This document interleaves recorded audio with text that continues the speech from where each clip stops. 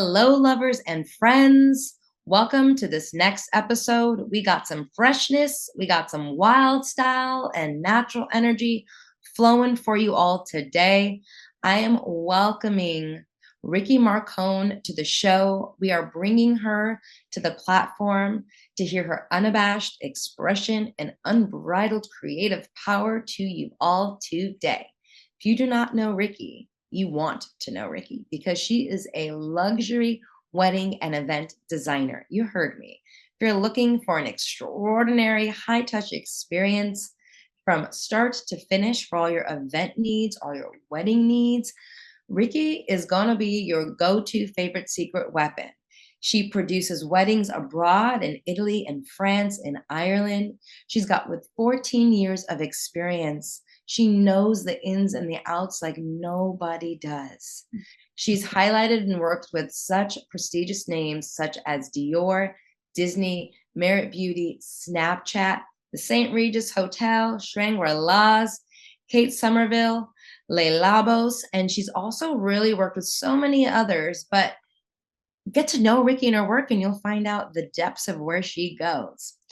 She specializes in focusing on local sustainable flowers. She's got a very lush, romantic, wildflower style feel and vibe. And she is here to bring us her own flower power medicine and the revolution that it has created in her own life when she has followed the way of the flowers. Yes, I just made that up because I'm feeling that flow, honey. Welcome, Rikki, to the show, my love. Thank you, darling. What a lovely introduction. That was beautiful. It got me all juiced up. That's what I aim for. That is what I aim for. And Rikki, you and I met many, many years ago. I think before the pandemic, actually. It was Yeah. just before the pandemic. Yeah, in a creative mastermind. And we are both goddess visionaries. We've got big visions, we've got big goals, we've got lots of creativity. And we both, in my opinion, bonded over our out of the box thinking, our sassiness, our more trailblazer unconventional way of being, and also just what I loved about you was you're just kind of hands up in the air like let's fucking experiment, let's go baby, let's try things. And I was like, yes woman, I like that woman. Yeah, I remember you led a meditation work with us that day and you had us close our eyes and go somewhere. Like I remember a visualization where you made me go somewhere that I had never been before, but it was a place that I could just visualize. And I remember going to the top of a castle in Italy. And I was like, this girl's getting me to go places, man. When I wanted a coach, I was like, Josefina. It's Josefina 100%. Yeah, and you reached out to me and we talked about it. And then we went from being goddess visionaries and friends in a mastermind space into having a mentor and mentee relationship for, gosh, over 2 years, I believe it was. Yeah, Yeah, yeah, 2 years. And it's been a journey of trailblazing. Wow. yeah. The amount that has changed in the past 2 years and the amount that I've been able to share with you along the way is like Mm. the growth has been exponential. That the fact it only happened in 2 years is incredible. Yes, we like to deliver rapid results and transformations. And you're also you're an amazing seeker. You seek knowledge and wisdom. That's also why I think you are such a powerhouse in your industry and so much at the cutting edge of bringing in like the wild kind of local artistry with the high end luxury eye detail and design, right? Is because you are constantly seeking things. You see things differently. You're a seer of things. You're also a seeker of things and creativity. And not every creative artist has such a beautiful union of both a spiritual, like seeker, knowledge, wisdom, hunger side, as well as like the local artistry, kind of flowy, work with what you've got kind of an energy. And I love that about you because it really is, in my opinion, a really unique trailblazer trait that you have. It's another little term I just made up, trailblazer trait, because it's like to be a trailblazer, you've got to have some unique traits. And I really see that in you. And from the beginning, I've seen that with you. And it's been such a pleasure and an honor to help you see that within yourself and to help you cultivate that and guide you in the gap of like where you thought you would be to who you are now. And I would love for you to maybe share with us, where were you in your business or your career, your self-love at the beginning before we did the work where you were really focusing on pleasure as a North Star and, you Mhm. know, asking those primary questions to yourself to really shift your mindset to one of limitlessness, where we really bashed out of these limitations of even as an artist, right? The ideas of even a struggling artist and Mhm. where you can go in the caps or boxes that people put you in. And where were you then? And kind of take us around like your journey of how you started to break through and free from that. I think when I started, I was very much listening to guidance and words and principles that were not mine. They were not mine from the get-go, but they were what I've adopted and what I learned and what I heard from my upbringing, my family, my friends, my circle, that life was meant to look a certain way. Not many people I knew, especially females, were entrepreneurs. So to branch out and do that was very scary at the beginning. But the way I was pursuing things in my business, the way I was kind of structuring things and looking at things was very masculine, and it was very rigid, and it was very what I thought I should be doing versus what I wanted to be doing. Mm, And when you're doing what you want to be doing, you know that that's where the juice flows from. That's where all the nectar, the goodness comes from.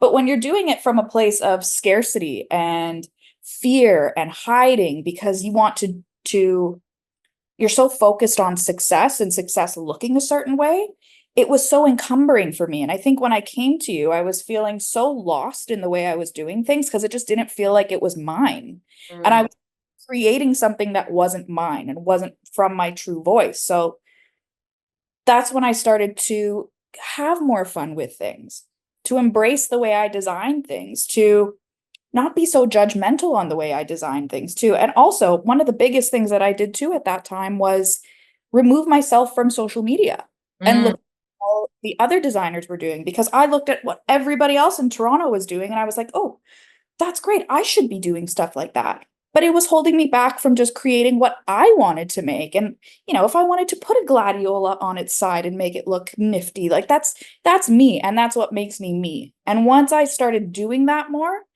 that's when it just snowballed into something completely different from what it is today to what it was 2 years ago. oof.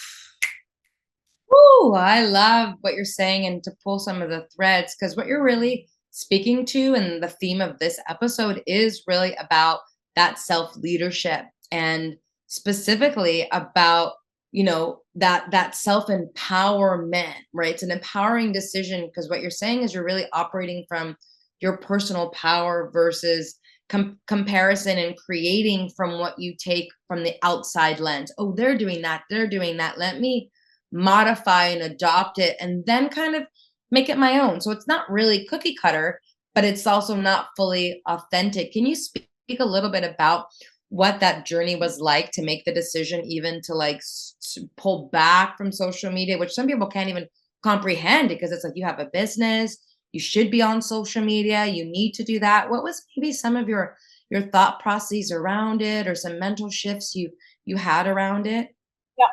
I think I thought, why reinvent the wheel when they're doing it and they're doing such a great job with it? Adopt the wheel so you can have that success the same way. But it's like wearing a pair of shoes that aren't yours. Mm. We're gonna feel, and I frequently went back to that saying. I heard it a long time ago. It says, like Rome wasn't built by people any smarter than you are. So then that really hit home with me because I was like, yeah, why not? Why can't I reinvent the wheel? Why can't my wheel be square? Mm. Like my wheel is not any worse off than anybody else's. So let's celebrate that. Let's embrace it. Let's bring it forward. And then that's eventually what I started to do. And the response was tenfold what I was doing, right? Then I stood out. Then I was a figure in the industry where people would refer to me and people started coming up to me like, are you Rikki? That I was having that influence on other people too, to also do the same thing in their businesses. So that's been incredibly rewarding as well, as when you're living in your authenticity, you inspire others. And that's been such a joy along the way as well, too. Mm-hmm. Mm-hmm. Yeah. And I would say, what would be some of the qualities? And I would love to hear from you. What were some of the qualities that we picked out and you intentionally were working with to help support you? Because what you're speaking about too is an identity shift, one from being in with the crowd to one where you're going to choose to shine, baby. And you're going to choose to be a leader and you're going to be choose to be seen, which can feel uncomfortable, which could bring up lots of anxiety, which could bring up old traumas, generational things, especially as women.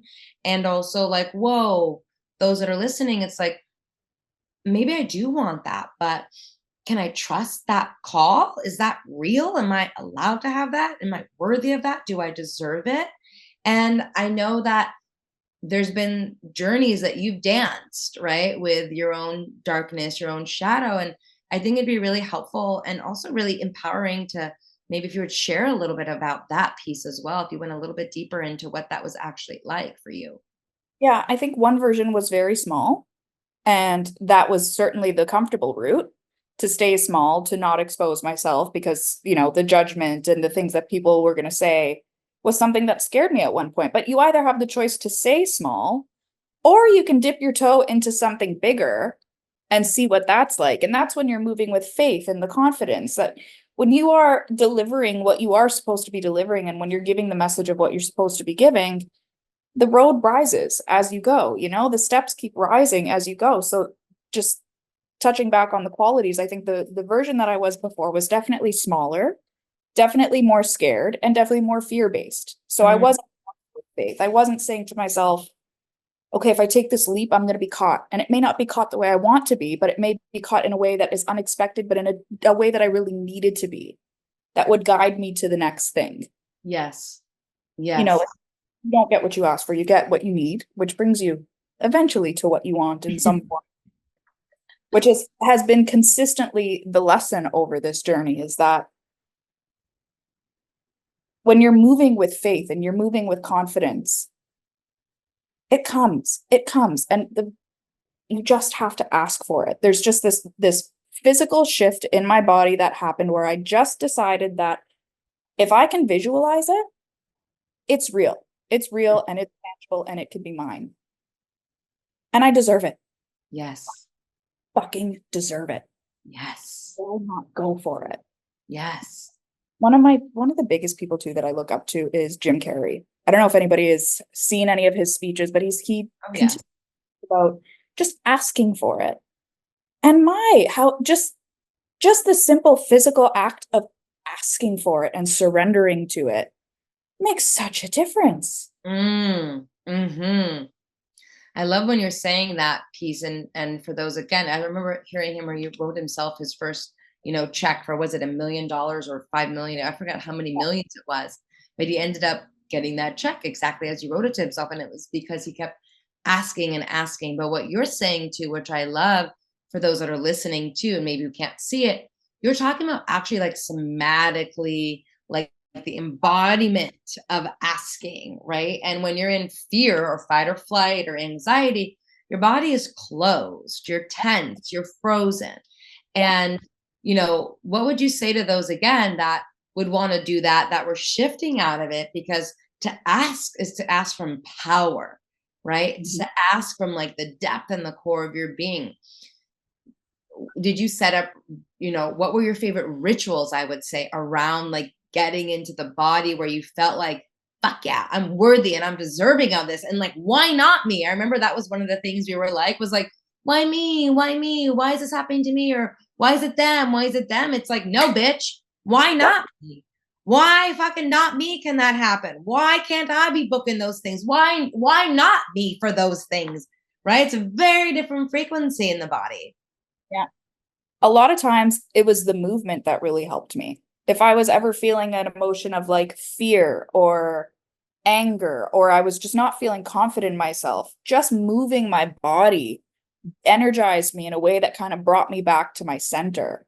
And a lot of times, another thing that I frequently do is if I'm thinking about something or I'm visualizing something, like my partner and I are looking to move into a house at some point. I can close my eyes and I can do this internal shift where I can feel like I'm in my house. Mm, And once I feel like I already have it, it feels that much closer and it feels like an invitation.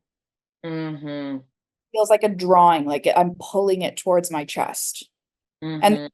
that takes practice. It wasn't something that I could just close my eyes one day and I started visualizing things. But there's like this feeling you get when you know that you're connected with something. And often I feel that so much in my solar plexus. You know, my solar plexus is on fire all the time. But Yes.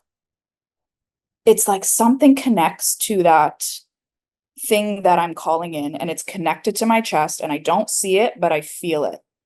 And when I sit with it for just a moment, it feels like it's just calling it and bringing it closer to me. And that's Mm-hmm. the difference from, oh, just asking, like saying, oh, I want to make this much money this year. Yeah. Because it feels like it doesn't feel like it's coming from that powerful place. It feels a little like wishy-washy. But when I firmly connect with it from my body, that's when it feels like I'm really inviting it to myself. Yes. Yeah. Yeah. And I love that. I know you can touch on that very much too, because you taught me this. You taught me the physical aspect of doing this work too, that it's, while it is a mental job, it's also a physical job, and listening to your body too, right? You Yeah. taught me so much about listening to my body and listening to when I'm feeling that tinge in my heart, or when I'm feeling it in my solar plexus, when I'm feeling it in my gut, what that's telling me. And Yeah. it's that road rising to teach you and guide you and say, hey, you're getting a little solar plexus tingling there. That means something. Move with that. If your Yeah. heart's on fire, that's good. Lean into that more. And Yes. that is magic. I love where you're ending in the magic. Getting a visualization of like one of your animals that we were working with, this lion that was like lioness, Yeah. right? That was just walking with the road rising. And it was just this quality of courage. And I love how you said it, because yes, I can explain it, but I love hearing it in your words. And I'm sure the audience and everyone loves hearing it from you, who's not like an expert in it, speaking from your real life felt experience of like, the work fucking works. You don't need to be an expert. You just need to be able to, like you said, do the practice. It's just a practice. We're all available and capable of doing that. And, when you're talking about drawing it in, the visualization, we're creating those new neural pathways and the new neuroplasticity to be able to actually expand our frontal cortex as well as like our visualization component. So we bring it in. And so our brain doesn't know the difference between a dream or reality when it's a real felt experience. There's no difference. So the more that you practice, which I love that you're doing, seeing it and then feeling it and then bringing it into the body, just like we wake up from like a crazy dream sweating, we're like, oh my gosh, that dream was wild, right? You didn't control that dream, but you just popped out of it like you were just in another reality. And we can do that same practice very deeply intentionally, where it's not just intellectually. And it does mean that we've got to bring the body, trust the body, listen to the body.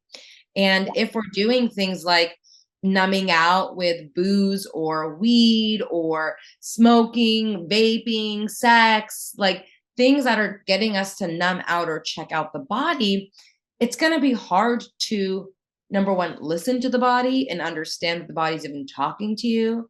Number two, trust what we're even getting. Is it clear? Is it not clear? Is it my own imagination?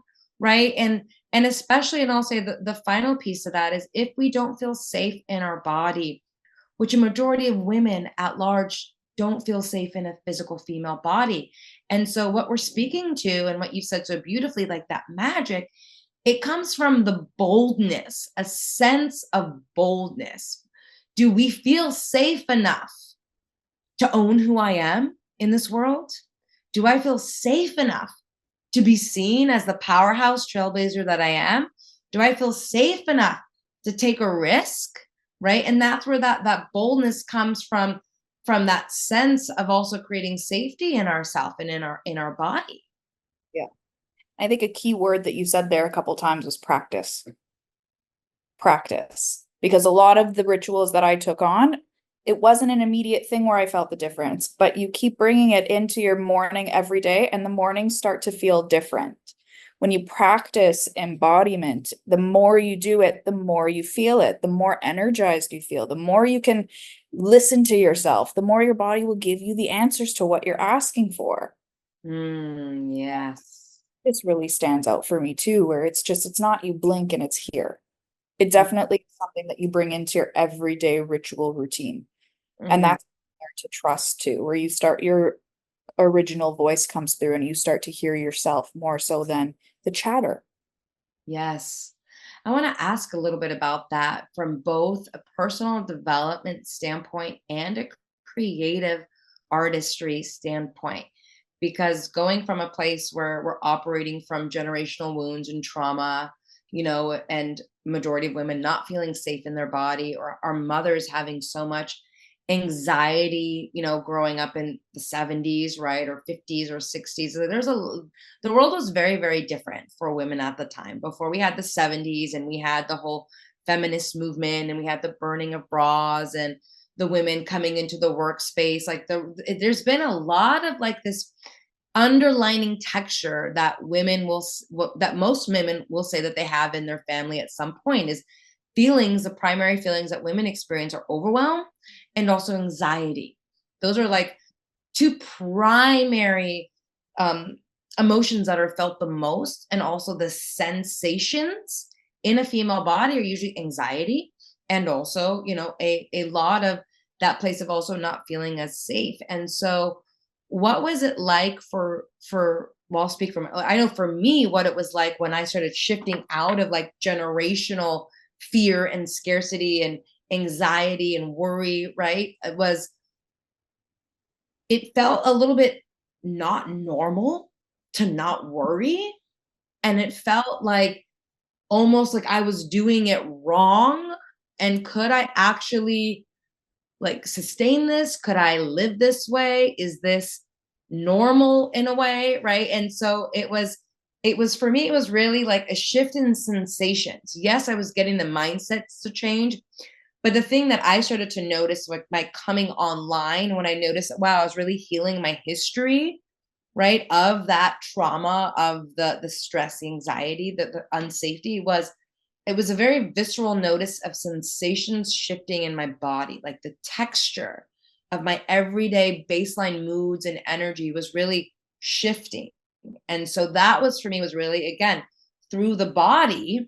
That's why embodiment work is so powerful, to be able to be like, oh wow, this is actually working, right? As a felt experience. What was that like for you? It's kind of a two-part question. What was that like for you when you started to come into your embodied self-empowerment and started to be connected more clearly to your self-trust?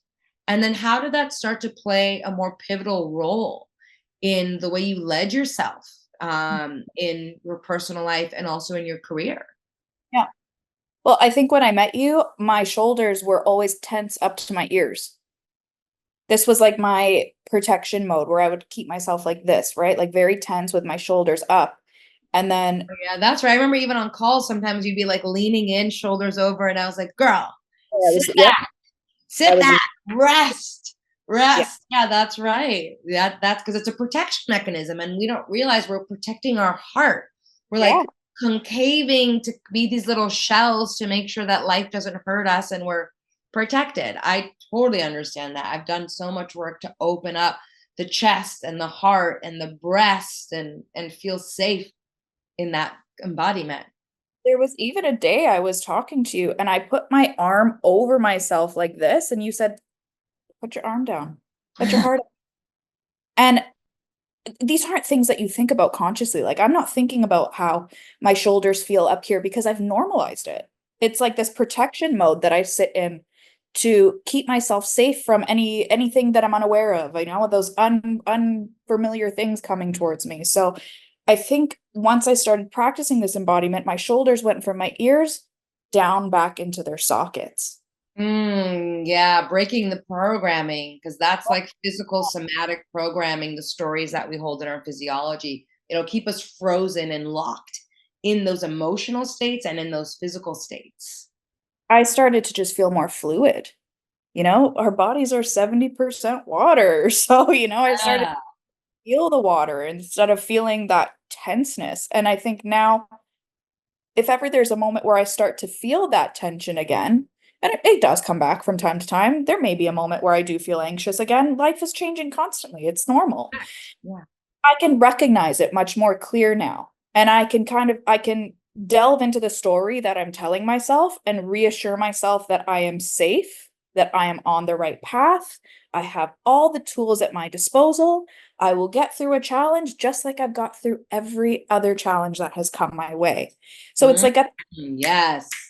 once you learn to practice this embodiment, you can tell what it felt like before versus what it feels like afterwards. And then your discernment is there on, oh, I'm stressed. I'm anxious. I'm not relaxing well today. I can't feel calm right now. And then I go back into those practices, those rituals, those breathing techniques, meditations. Like my partner and I did a beautiful meditation last week where we did those visualizations of that home. And we have a son on the way. So we had visualized Ah, that yes. being with him.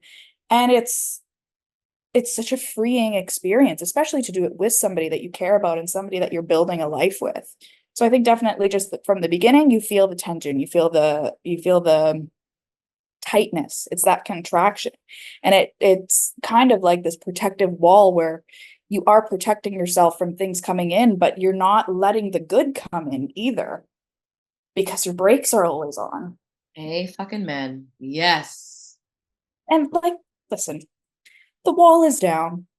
You are more vulnerable in this state, but it's a beautiful vulnerability where you can meet people at their authentic selves because you're living in your authentic self. Mm, It's just mm. knowing the difference. And now that I do know the difference, it's a signal to me. It's a signal, oh, feeling a little anxious right now. Let's dial it back a bit. Maybe let's do some breath work. Let's go on all fours and do my cats and cows and move. Yes. Once you know the difference, you can get back to the difference. Mm-hmm. Mm-hmm. And I'm gonna reiterate again what I said, what you said. It's a practice. And it does require you to shift your belief systems to value the practice. And what do you value? Your old story, your old state, your old strategy of how you were operating and kind of overextending and on adrenaline and wondering and questioning and running around, right? Or are you valuing presence, self leadership, self empowerment, being able to actually holistically run and operate through your life where the whole parts are working really well together. You don't leave any part of you behind or shame any part. And I love what you said earlier was like judging, like you used to judge whether it was your creations or your thoughts or your ideas or your emotions. It's like, it's a very it's a fertile ground and a fertile garden for so much love and acceptance that creates harmony in every single area of our lives. Yeah. It's like I was seeking something that was outside of myself. Mm, But I learned that what I'm seeking is inside myself. And mm. many of us have been conditioned to seek outside, look to find what your happiness lies outside of you. But until I had the fine tuning and the redirection back into myself, I felt like an antenna looking for Wi-Fi. Ah, yes. But once you come back to your core, you are the conductor. Yes. Thoughts of how I feel today. Yes. Yes. You can't control everything. You can't control the weather. You can't control all these things that are happening around you. You can't control the world. The world is doing its thing right now, but you can control how you show up for it. Yes. And Yeah. I'm a firm believer in that. And one thing through all of our work that we've done together is I've noticed that many people normalize feeling like shit. Yes, girl. Let's preach on that. Come on. Let's go. Be honest. I want to know what your experience is with that work, non work. Like, come on, bring it. if I'm not feeling anxious or worried about something, then something is wrong. Like I can't feel this state of calm. This is too lovely. This is too luxurious. No, no, no, no. There's something's wrong. Something's wrong. Is my fridge leaking? I don't know. Like I just noticed that in so many people where they're just, if they're feeling good, they got to snack themselves back to shit because that's what they're used to. Uh-huh. And if you don't feel like shit, what happens? What do you notice? If you're coming in, you're feeling really good in a room full of people feeling like shit and pedestalizing how drama, how problem, how stressed out their life is. And then you show up fucking being like, I just did my hour-long practice. I'm feeling fucking fly. I'm ready to make some money, make some magic happen. And you show up in that in the beginning. What has been the experience that you've had? It felt draining. It felt like it felt like somebody was taking my progress and like being like, nope, remember this? Remember this? Remember this? But it's the practice, right? It's the practice to, especially when it's people that you're so close with, that you have Yeah. such connections with. But then once you start to pull yourself and see the difference too, you can kind of extract yourself and focus on, that's the journey that this person is on. These are the lessons that this person still has to work through and go through themselves. And the best thing that I can do is live in my way of believing, and hopefully it can be something that other people pick up on or something that other people learn. But I don't like to like indulge in that. I don't like to indulge in the misery, in the let's panic, let's be scared for no reason, let's have a bad day just because that's what we're used to. It's not for me.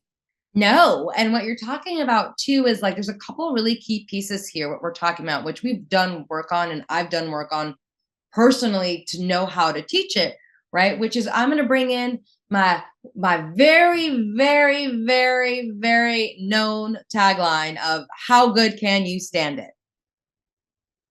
That's the best one. How good can you stand it? How good can you stand it? Say it with me. How Good can you stand it? Yeah, How that's good? that line. All day, every day. Because people who are in misery and despair and desperation and negativity, they have a very low threshold for goodness. It's like, oh, something good's happening.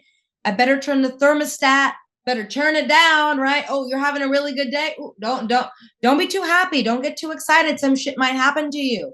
Right. And so it's like this pleasure, goodness, thermostat threshold and upper limiting belief, which I've had to fucking bash out and break free from. And we've done that together. And we help everybody around us do as much as we can, even our partners, where it's like, oh no, everyone wants to stay in this like kind of low, 72 degrees, gloomy, chilling vibe where we're a little bit uncomfortable, but we're more comfortable.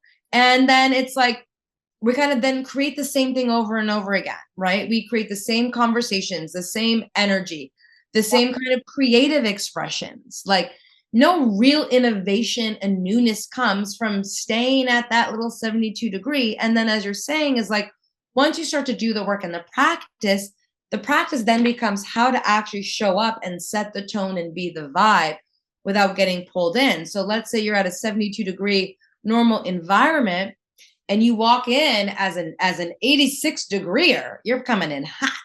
You're coming in turned on. You're coming in firing up. They're like, whoa, whoa, whoa, whoa, whoa, whoa, whoa, whoa. I didn't know we were doing this today.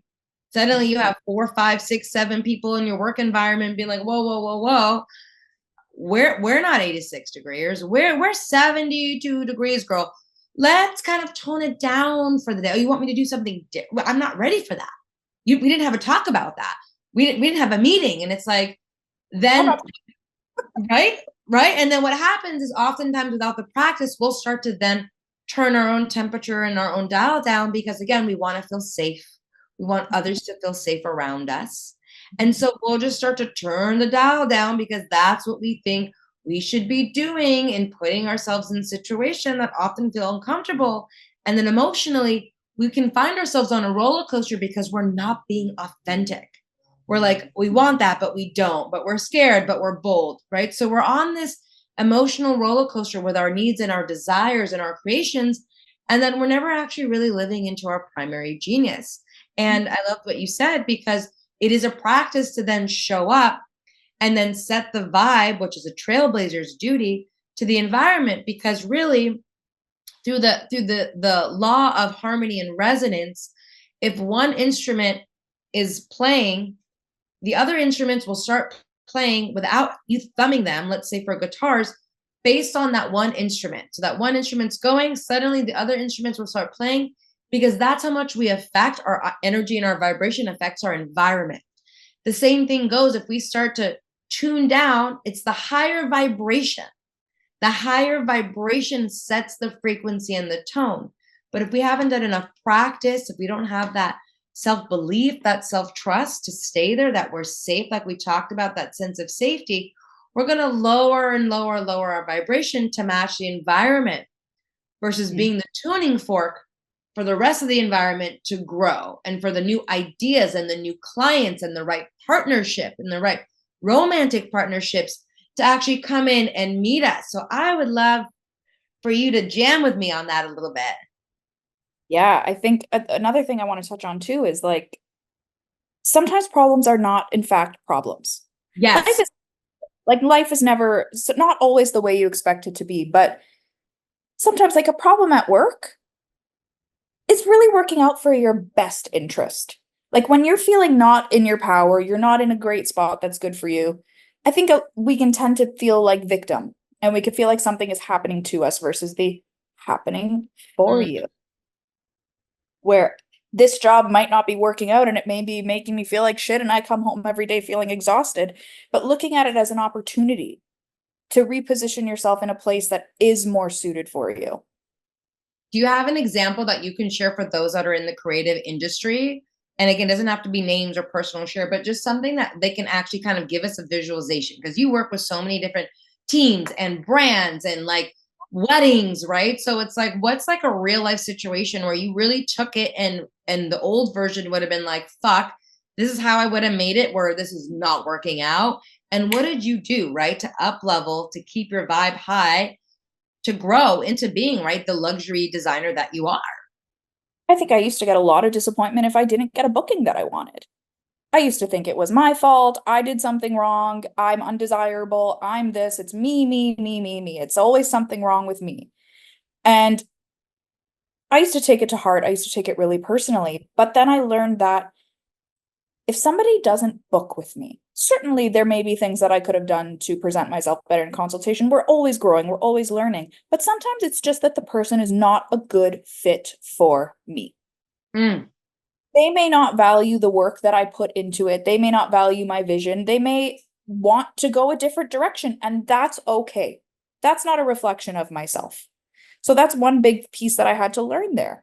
Yes. There was also I have a client who I've been working with for several years. It's a large corporate client that I love working with. But they recently lost their big corporate sponsor. So plenty of people were laid off. It's very quiet in this office now, but they do want to continue working with me. Mm. And they approached me and they said, you know, we really love working with you. We want to continue the partnership, but we just want to know if there's any better pricing that you can offer us just to help us through this time. And I think the old me would have said, oh, look at this. They want to save money. They don't want to pay me, blah, blah, blah, blah, blah. And made it a story about me being a victim in some way to this corporate company that doesn't want to pay me anymore. But then when you rewire it and you look at it from a place that these people are coming to me in full vulnerability, letting me know that things are not the same right now until things realign, and we still want to continue working with you, is there still an opportunity to do so? And of course, there was still an opportunity to do so. Because this is a client that, even though I may not make as much or their contract values will be smaller, it is such a joy for me to walk into that office and deliver flowers to this client and to see their face be so happy and spread it with their clients too. So take yourself out of the victim role. This isn't happening to you sometimes. You know, sometimes it's just an opportunity to realign. And now I feel like the intimacy between this client and mine is so much deeper now because we've been vulnerable with each other and we've had this difficult conversation. So this could be a client for life now. Yeah. I love that. Yeah. And you're speaking about values. Are you valuing, right, your services? Are you valuing? Because if you're not valuing it and you think it's all about you, me, then Mhm. you'd be like, they're not valuing me, right? We can only see, right? Our business is really a reflection for what we see ourselves as. So if we're not seeing our own worth and our own value, it's easy to get victimized and say, oh, they don't see it, right? But what you're also speaking to is not only that, you're valuing the relationship. And we talked about that, and I'll share it again around like, there's a difference between transactional relationships and transformational relationships. And far too many people, especially creatives, are in, or even in the coaching industry, are in these transactional relationships where it's like, yeah, I'm there and I'm available as long as you pay my rates. And I'm like hot to trot and I'm unavailable unless you're paying it at a really high marker. And then if you don't pay it, then then you don't get any kind of coaching, or oh, you're done. Like, come back to me when you can. And it's like, it's just like a trade. It's just like here it is, right? It's very transactional where, like you say, transformational relationships create raving fans, create fans for a lifetime, creates clients for a lifetime, right? Where you grow and you ebb and you flow through the season and you really value the growth together. You Yeah. value the intimacy together.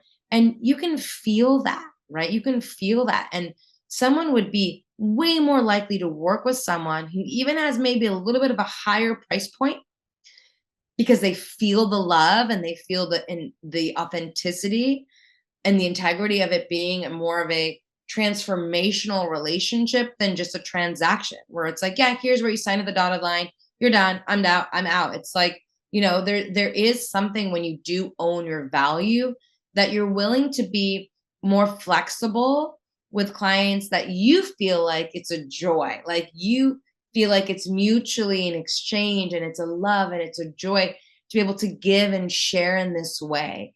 And it's not about, just the bottom line, or the bottom dollar, because that bottom line or bottom dollar could turn into way more clients or way more referrals way down the road. And you have no idea. But if you're like, oh, well, we're done, you cut someone off, it's like, then you're not actually learning how to cultivate and maintain a healthy long term relationship.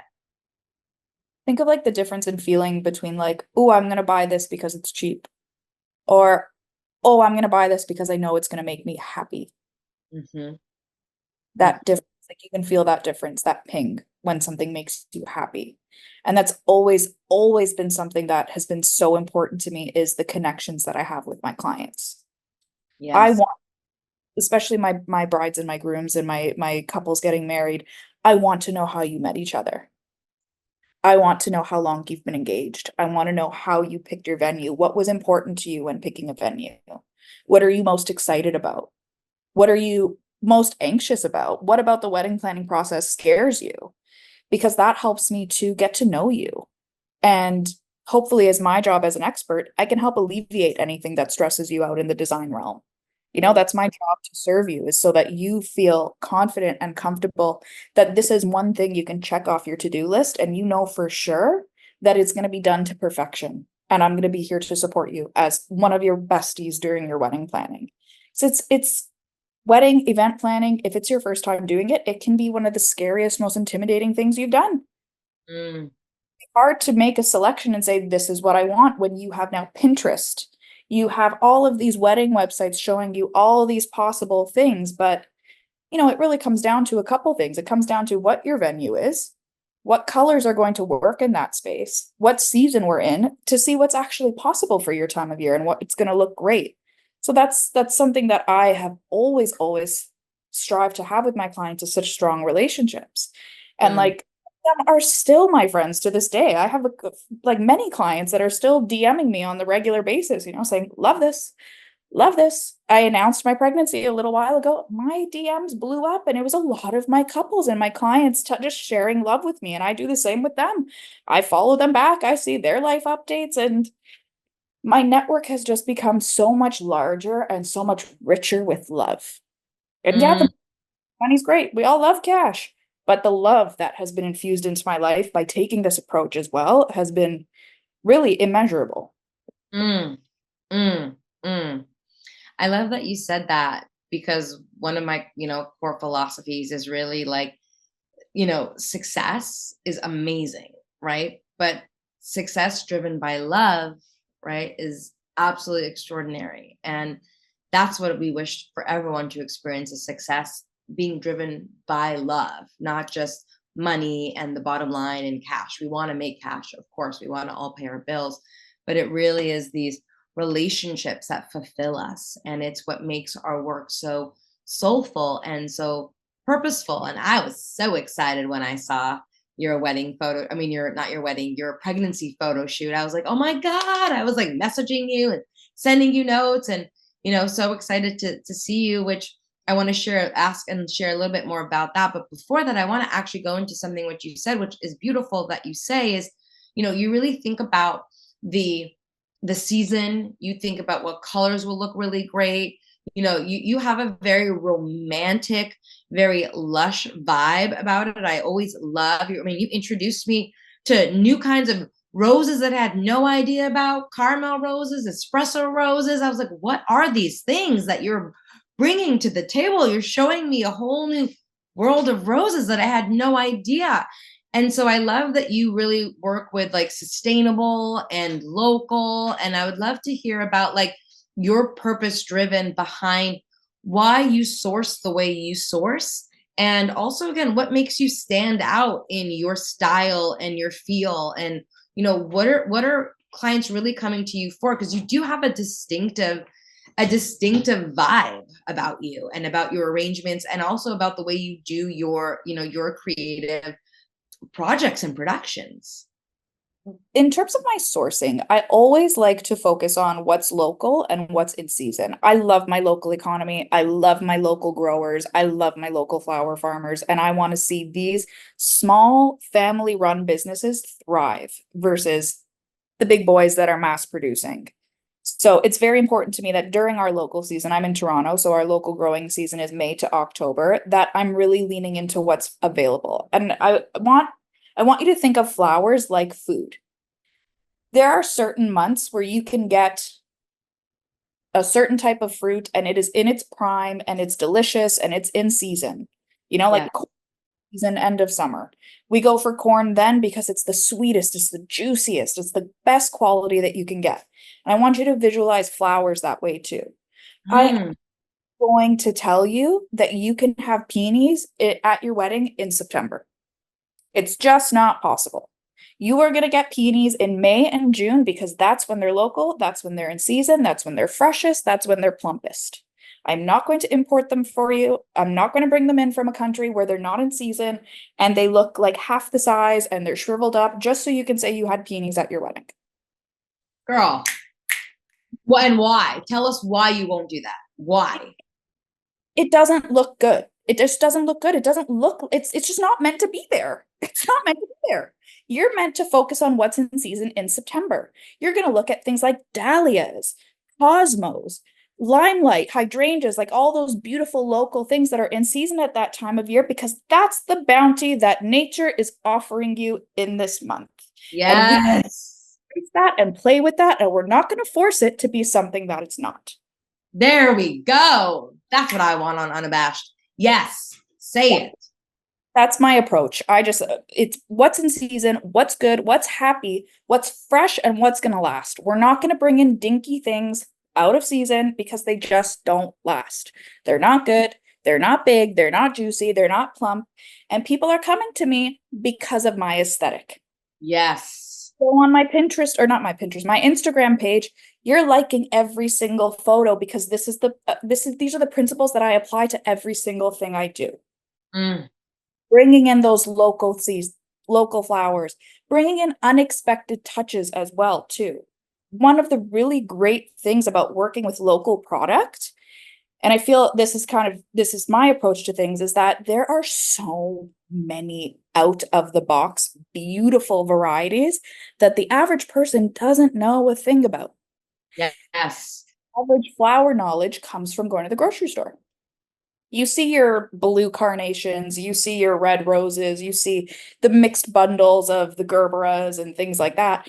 But when you lean into what's local and what's being produced by these family-run farms, it's like boutique flowers. It's niche stuff that you're not aware of. So then I bring these amazing different varieties to the table that people haven't seen before, and I can create something that is so out of the box and unique that many of our clients come back and say, "Oh my God, the people are still talking about the flowers. They were just so unique. Nobody's ever seen them before." So that's another big part of leaning into what's local and what's good. Compare it to like a chef who sources all their vegetables locally.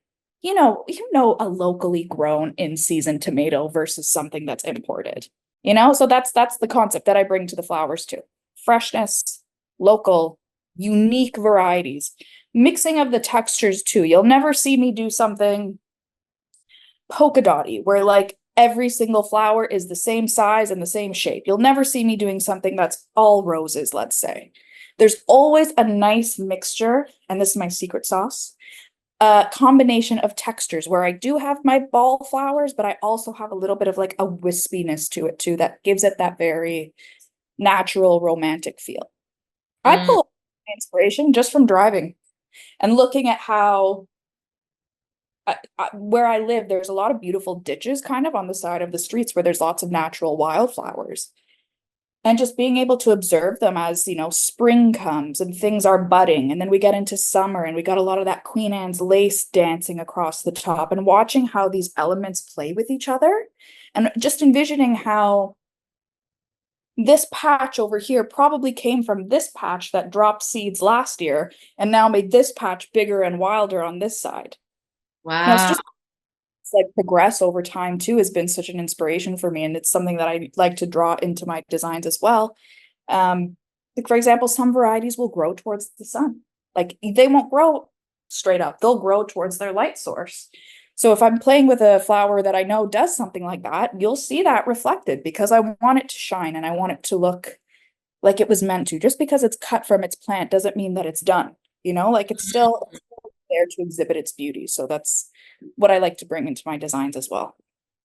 Oh my gosh. I'm just like, you're lit up. I'm lit up. I like, whoo, I've learned so much, so much. And I remember we even did like in one of the masterminds, you also led like a flower arrangement, do it yourself. And I learned like the little things about like taping and then kind of piecing just like a little bit of it. But I never forgot when you're like, you want to cut the bottom off because it's like a straw that your flower is like drinking the fresh water, and like just the way that you think about flowers and the way that you think about the sun and the elements and the wildness and the growth to then give it its own unique platform to like shine on for others to really like enjoy. And there's what's coming to me is like there's a reason why you when you have a wedding there's flowers, or when someone dies there's flowers, or you have a birthday there's flowers, or you're sick in the hospital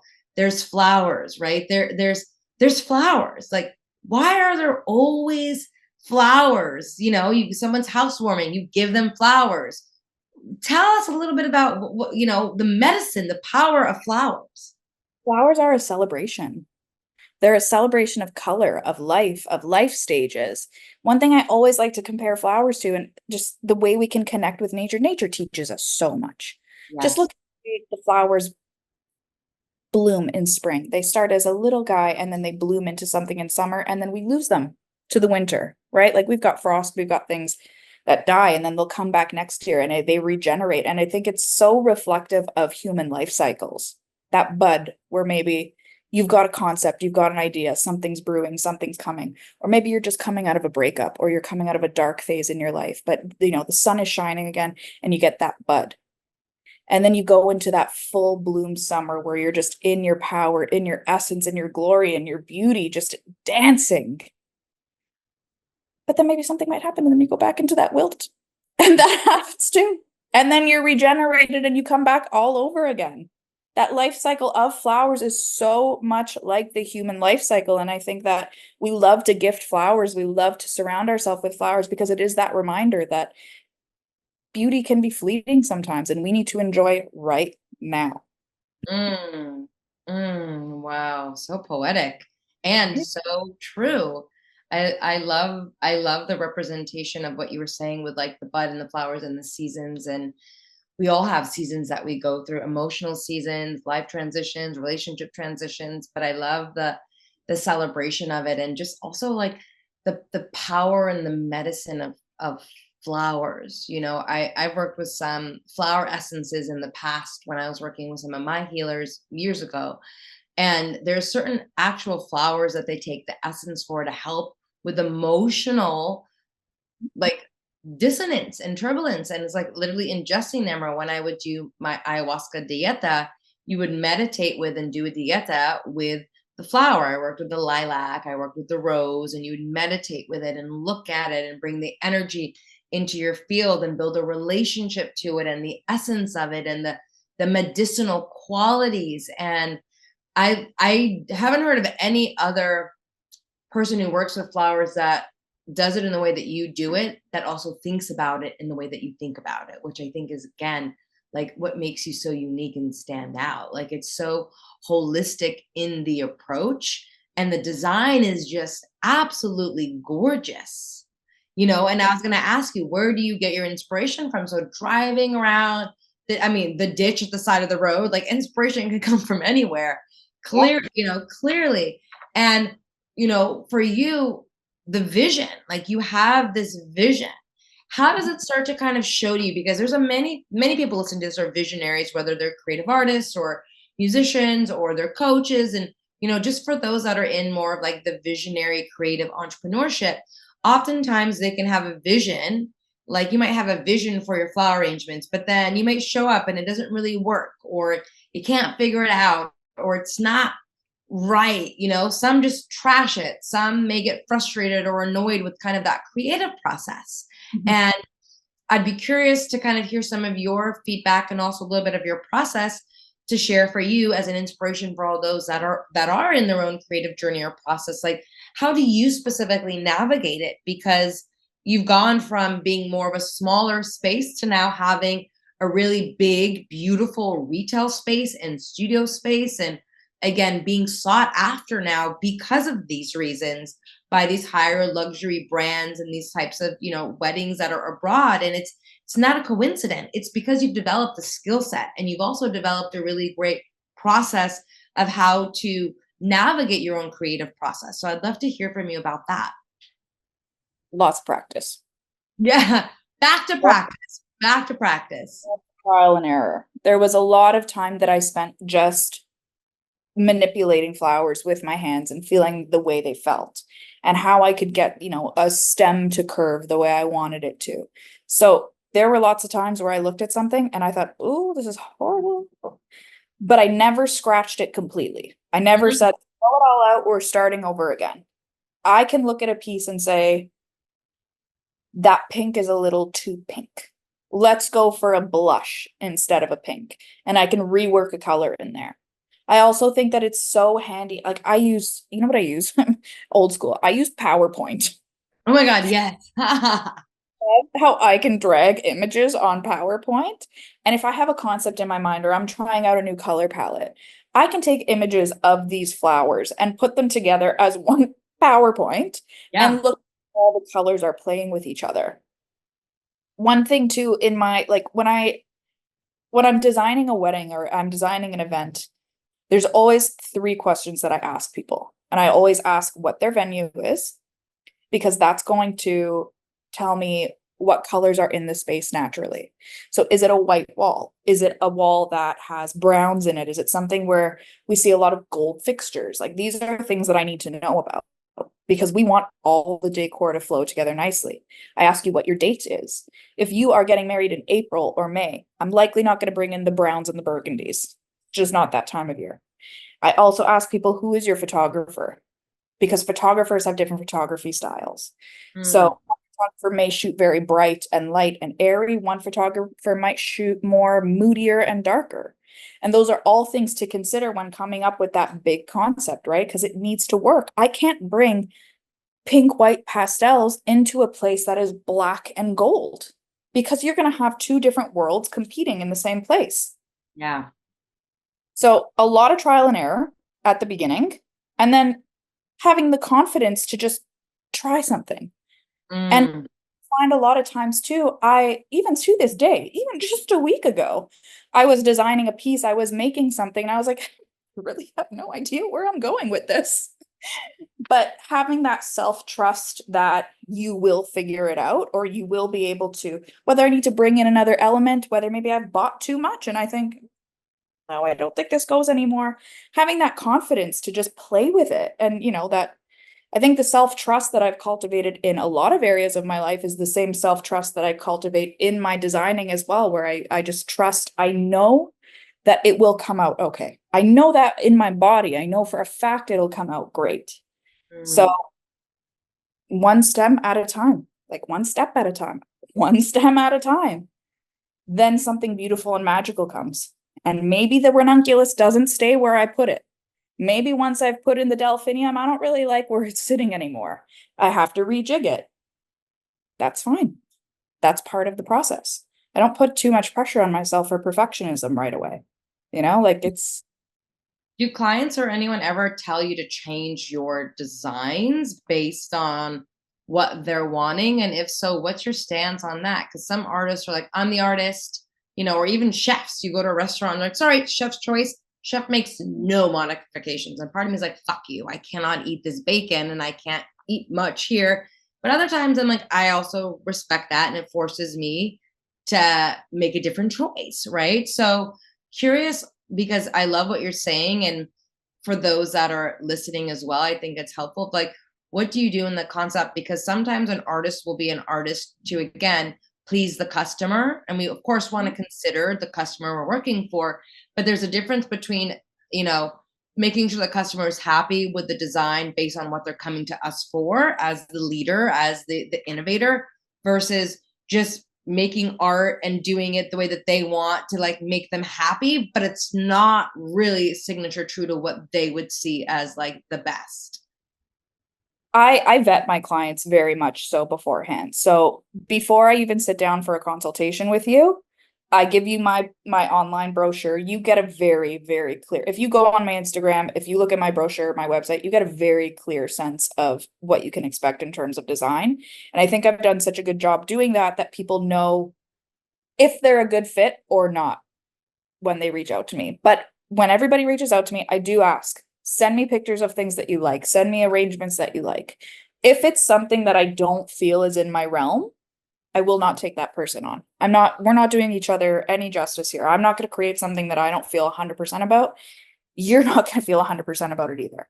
So Just firstly, like dating. I Just bet like dating. Yes. I want you to have the best day of your life. And if I'm not the right fit for that, I'm just not the right fit for it. And I'm not going to pretend.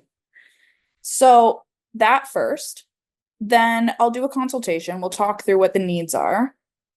I do not provide any visuals or any sort of examples of what I'm going to create until I've received a retainer. Because then you're now accessing the deep archives and files of how I do things. So Yes. together a visual proposal for people. So that includes your official color palette, the types of flowers, the vessels that I want to use, and I welcome feedback. Ultimately, this is your day. This is be one of the best days of your life. And most of the time I get A plus, love it. Let's do it. I trust you 100%.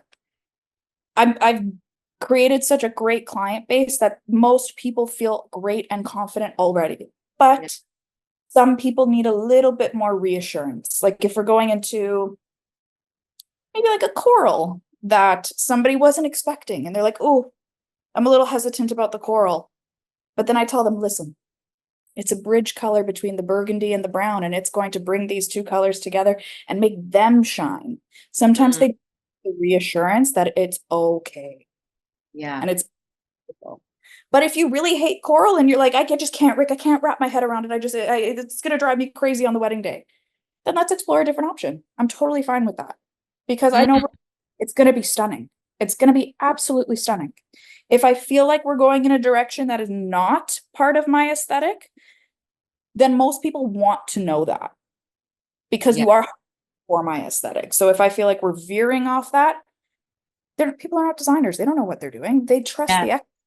So I they love want what you said exactly. They're not the designer. And oh, I love that you're saying this right. I can feel it in my whole body. It's like, own the fact that you are a designer, own the fact that you are a creative fucking genius, and let people come to you for what you want to be known as your authentic expression, to not water yourself down in any arena, from business to love to clientele to friendships. It's really like, again, the piece of like unabashedly showing what you got to offer in your creativity. And the piece that you're also saying as we started the episode was about, it is you in the self leadership. You're leading yourself through the process, and you're cultivating confidence and certainty that then you're conveying to the client. And if you're not confident and you're not certain in your skills, and you're not confident in like the value that you have to offer, then they're going to be maybe questioning or wishy-washy, or be more, trying to lead the show because they don't feel confident in you. But when you are confident in yourself and it's in your body, you house it. You're speaking nervous system to nervous system of like, I fucking got this and I've got you, right? And this is what I can bring and what I can offer.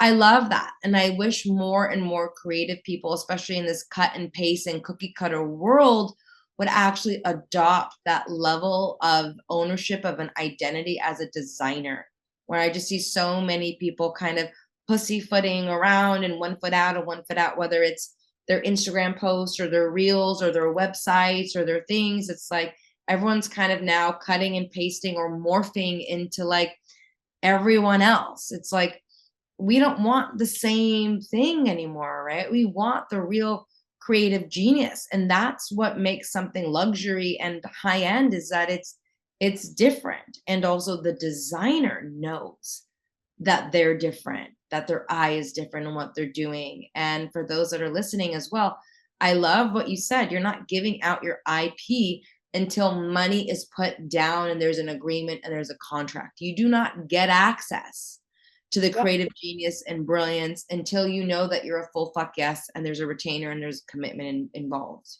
Mhm. That Not requires boundaries and standards. You could take my ideas and take it to someone else. Yep. And I'm not in the business of giving it away for free. I've spent years cultivating this. And I'm sure you've given away a lot for free before you've cultivated this standard and this boundary, haven't you? A lot of time, especially. Yep. Yeah. A lot Yeah. of. They know that they're not the expert in this field. So you come to the expert because you want the expert opinion. How many Mhm. people come to me saying they hate roses? And then I show them how I reflex a rose and they're like, oh, I like that. That's the thing, is an expert can show you something that you like that you don't even know that you like because of their expertise in their design eye. And I think it's really an unspoken truth that we're speaking about now, is like, this is what it takes behind the scene to really be a trailblazer in your industry. It really is the courage, and it is self-empowerment, like you're mentioning, the narratives, the stories, the self-beliefs, and the practice, whether it's the personal growth and development or it's the practice with your creativity and expression. And I do want to say that I really love the piece that you also said, where you don't scrap the whole thing ever. There's always a little bit of goodness that you take to kind of rework with. And again, I think that's something new, as I've seen artists kind of cover canvases or coaches throughout programs completely. I love that approach, again, for it being holistic. Like, there was something good in the beginning of the seed that created it. Keep it, morph Yep. it, play with it, be patient, let it start to reveal itself, to you. And I think that's where that magic really, really is. And how has that same way of being kind of helped you shape your wild and beautiful fantasies of your own, like, dream life reality? I think I dropped a lot of perfectionist ideals that I had for myself and learned to enjoy the journey and learn to slow down, especially that nervous system we were talking about earlier, to learn how to just enjoy a day off, a Mm, weekend off. This weekend I took 3 days off and I enjoyed it, baby. And yes. safe and confident to do that instead of feeling so go, go, go, go, go, go, need to stay tension, need to stay in that tension. So I think I forgave myself for a lot of things too. You know, many times I've said stupid things in consultations and then I stop and I'm like, that was a really stupid thing to say. Why did you say that? But I forgave myself because I'm not perfect. I'm never perfect. Nobody's perfect. A flower is not perfect. So, just approaching myself with a lot more grace, Mm, a lot more patience and kindness. Because the way I talk to myself forms the way I believe. yes. So Yes. approaching myself with the kindness that I would want other people to approach me with too. Kind of, I think that teaches my nervous system too, how I want to feel on a daily basis. So that Hmm. when I welcome somebody into my life, it felt like an extension of myself. Tell us more about that. Ooh, juicy. Yeah, one of the biggest things that I learned over the past couple years is finding peace and joy within myself, feeling great in my body, feeling great all around. That when somebody came into my life, felt like just a continuation of that. And that's how I knew this was a goodie, because I had already cultivated it in myself. Goody, goody, goody. Yes, look at you glowing. Uh-huh. That's right. You know what it felt like. You had a new baseline home frequency. Exactly. That like that embodiment, right? You know the difference. You know when that tension starts creeping up again. And you know when it's going to be a healthy or unhealthy dynamic with that time and that patience of not gripping, whether it's gripping clients that aren't right for you or dating and gripping guys that are not right for you, right? Or even ideas that you're trying to hold on to that maybe you've outgrown that you know are not actually right, or trying to put them in a box or ourselves, in a box is only going to be an energy drain across the board. And you know, shaping our lives from what we talk about in this whole episode, it's, from more of a holistic approach. It's all parts. It's like there is no difference and there is no separation for us. And I believe it's primarily women who do this. Men are more portfolio based, compartmentalizing of like, I can make my business and make my money and make my goals from like these multiple arenas and this and this and this, which is great. But the feminine heart and soul doesn't operate like that. We are like so holistic and think about the whole picture, like you said, from like the client's struggles and challenges and anxieties to their goals and their dreams and their desires, and how to shape this whole beautiful picture. And that's really how we women lead ourselves in life, especially as female entrepreneurs and creatives and visionaries. There isn't really a separation between our work and our labor of love to our home, to the woman that we are in the mirror, to the woman that we are in the bedroom. There isn't really this disjointing belief system that we think we can separate it all, because it actually doesn't happen that No. way. And the more that we see, whoa, we're actually really holistic beings. And that's a part of our medicine as the feminine, is to look at the whole picture and to see, wow, how can I show up in this whole picture and start to shape, Yeah. right? Move it, manipulate it, shape it, magnetize it, draw it in every arena the way I'm doing it for ultimate wild success. The more we're going to experience that wild success in our business, in our creative projects, with our clients, with our partners that we both have called in, right? With our future, with our home, and I would love to hear, like, are there any unspoken truths that you would even like to share about your experience with that, or what you were able to call in that feels true or authentic? You could share as little or as much as you want. Yeah, I think what you said there kind of hit right on the nose, is that the way I approach work is the same way that I approach my home life, the same way that I approach conflict in myself, the same way I approach love in the bedroom. Like all those pieces together, we think that they're so separate from each other, but if you really pay attention, you can see a lot of how these ways that you're approaching things bridge from one area to another. So having that distinction as well made me, I think, a better boss, a better lover, a better person to myself, And it's an approach that I carry forward with such happiness and grace now, because it has just brought me so many beautiful things in my life. And one little unspoken thing is that I felt, especially for myself, is that I I knew exactly what I wanted in my life. I just didn't believe it. I didn't believe me. I didn't believe that it was possible. I believed that it would cause me stress, pain, all these things if I wanted to actually have that life. So there was a lot of things that I put away and I um didn't ask for because I just didn't believe it. But once I did this whole switch with myself, everything is falling to place scarily exactly how I pictured it. So having that self-trust that you know the answer, you have everything you need to know the answer, and not adopting that false belief that you need to look outwards for the answer. You were born and built and equipped with everything you need. Everything you need to survive is within you. I look at that in, my birth plan. When I give birth in a month, I know that I don't go into that with anxiety and stress, because I know that I have everything I need for that to be successful within myself. Just Mm. like I knew this life that I wanted was possible. I just had to believe it for myself. So one of the greatest gifts that I have is that self-trust. And that's something that you and I developed for a very long time. And it's something that I will carry with me now till the day I die. And it's just the greatest gift that somebody can have and give to themselves. Mm. Mm.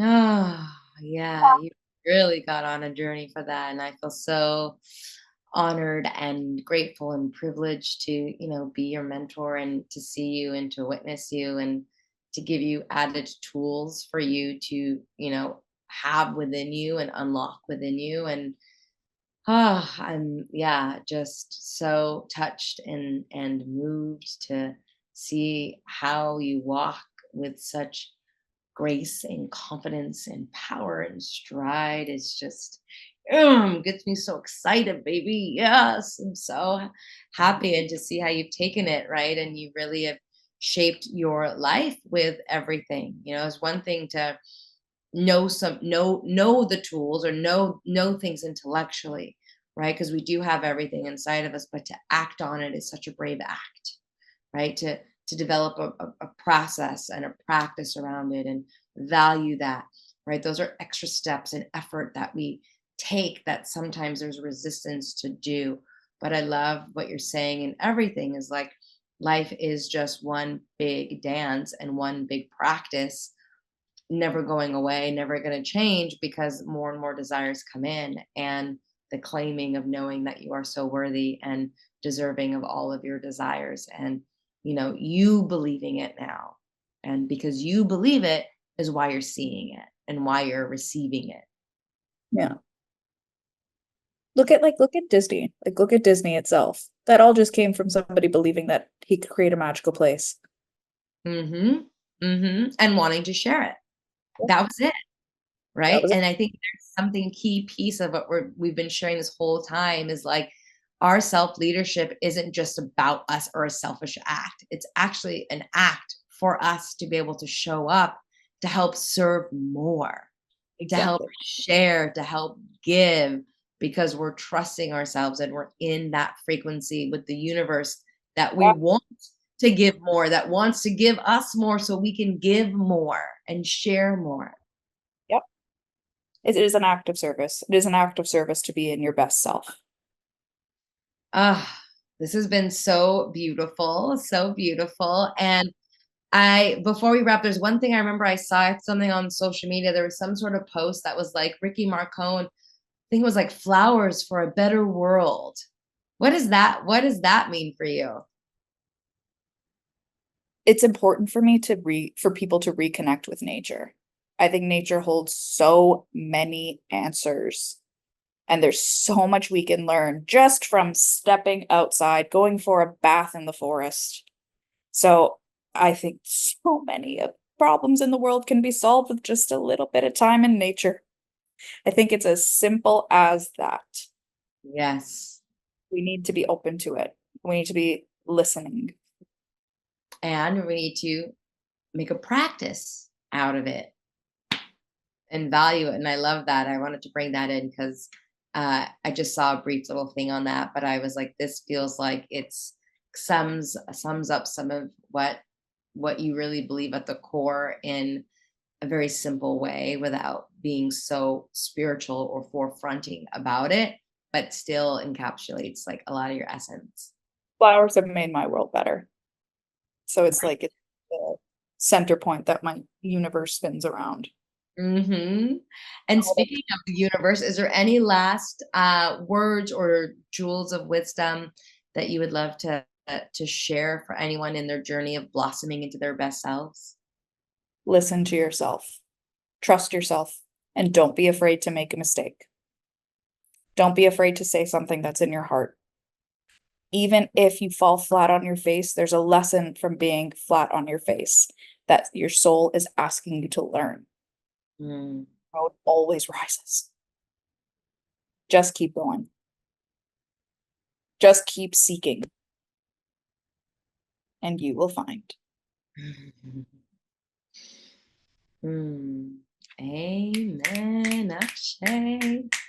Yes, my love. Well, I feel so again grateful and honored and privileged to be on this platform with you, to share your words, to share your story, to share your journey, and know that, so many people resonate with your story. And I just love you so, so, so much. And I'm so fucking proud of you and happy for you and everything you've created in your world.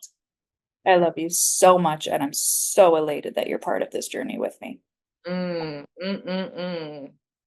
Thank you, sister. Me too. Me too. Up and onward we go. Well, love you. Great episode. Thank you. Thank you guys all for tuning in. And of course, find Rikki on all of the socials.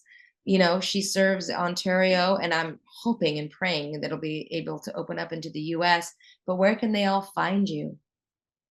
I will literally go anywhere, and when you get married, I will be there 100%. Yes. Yes. My main page is Instagram. I use that the most frequently, and my handle is at Rikki Marcone, RIKKIMARCONE. And that's where you can find me the most. Yes. And we'll put that in our website in the show notes as well. Thank you so much, Rikki. I love you. I love you, love you, love you. Mwah.